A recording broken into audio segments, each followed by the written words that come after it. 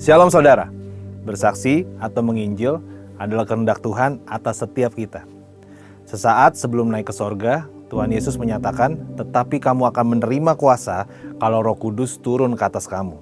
Dan kamu akan menjadi saksiku di Yerusalem dan di seluruh Yudea dan Samaria dan sampai ke ujung bumi.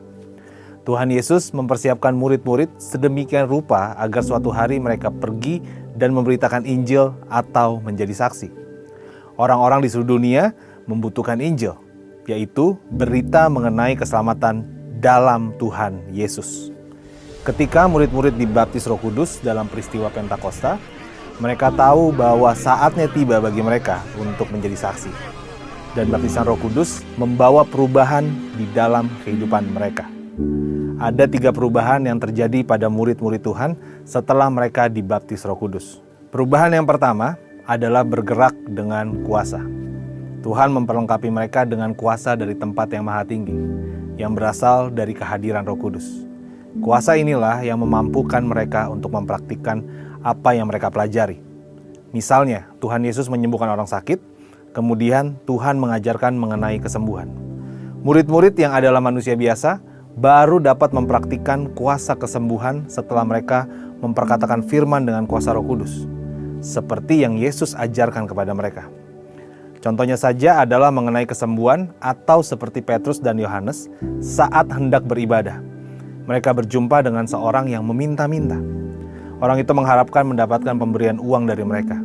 Tetapi Petrus berkata, "Emas dan perak tidak ada padaku.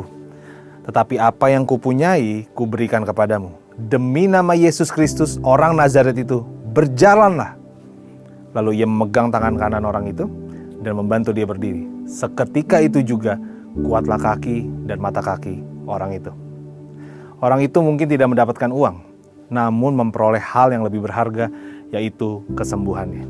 Itu adalah bukti adanya kuasa dalam hidup Petrus dan Yohanes, seperti yang Tuhan katakan.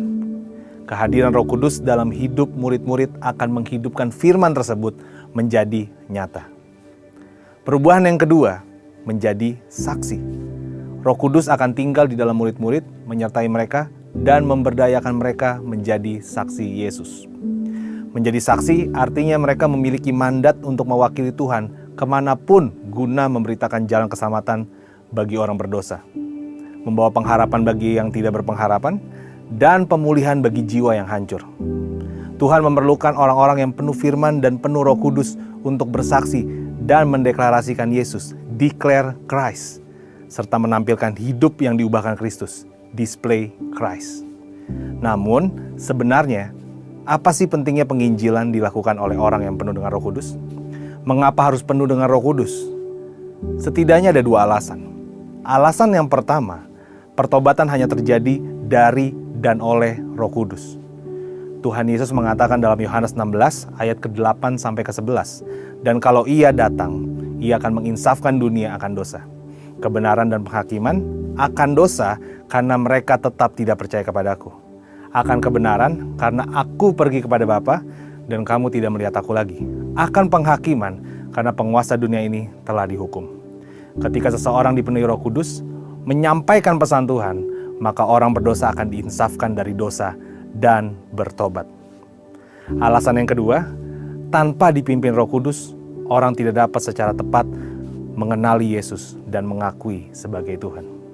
Pertolongan Roh Kudus pada saat menginjil akan menghasilkan pertobatan sejati. Rasul Paulus menulis dalam 1 Korintus 12 ayat yang ketiga, "Karena itu aku mau meyakinkan kamu bahwa tidak ada seorang pun yang berkata-kata oleh Roh Allah dapat berkata, terkutuklah Yesus. Dan tidak ada seorang pun yang dapat mengaku Yesus adalah Tuhan selain oleh Roh Kudus." Oleh sebab itu, orang berdosa akan diselamatkan ketika mendengar dan mempercayai pesan Injil yang disampaikan oleh saksi Tuhan, karena Roh Kudus bekerja melaluinya.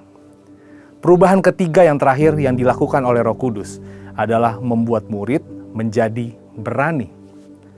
Melaksanakan tugas bersaksi sampai ke ujung bumi dengan berbagai tantangannya memerlukan keberanian yang tinggi. Para murid harus menembus batasan-batasan mereka dan melangkah ke dunia baru yang belum mereka ketahui. Dasar keberanian mereka adalah firman dan Roh Kudus. Dan sejarah telah membuktikan bahwa para murid tidak undur memberitakan Injil meskipun mengalami aniaya dan kematian. Namun mereka tidak undur. Mereka memiliki keberanian sebagai buah dipenuhi oleh Roh Kudus yang menghasilkan keberanian. Ketika murid-murid di Yerusalem diancam dan ditekan agar tidak memberitakan nama Yesus, mereka justru berdoa kepada Tuhan. Dan sekarang, ya Tuhan, lihatlah bagaimana mereka mengancam kami dan berikanlah kepada hamba-hambamu keberanian untuk memberitakan firman-Mu. Bukannya berhenti, mereka justru minta keberanian untuk terus menginjil. Dalam situasi tertekan, berhenti menginjil bukanlah solusi. Sebaliknya, kita harus meminta keberanian dari Roh Kudus untuk terus menginjil. Setiap murid Kristus memerlukan baptisan Roh Kudus.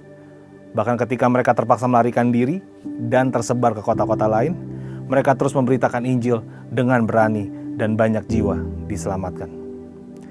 Everyone, visi tahun 2033 adalah semua orang akan mengalami perjumpaan yang otentik dengan Tuhan melalui kuasa dan kehadiran Roh Kudus. Artinya akan terjadi penuaian jiwa yang terbesar sebelum Tuhan Yesus datang untuk kedua kalinya. Kita tidak dapat menginjil dengan mengandalkan pada kekuatan sendiri atau pengalaman keberhasilan kita. Semua itu hanyalah terbatas. Kita harus merindukan kehadiran Roh Kudus dalam hidup kita agar memiliki kuasa dan keberanian memberitakan Injil kepada semua orang. Pertanyaannya, kapan terakhir saudara menginjil? Do it now. Saudara, untuk penjelasan lebih lengkap dari tim teologi kami, silakan buka link yang ada di atas atau scan QR code yang tersedia. Tuhan Yesus memberkati.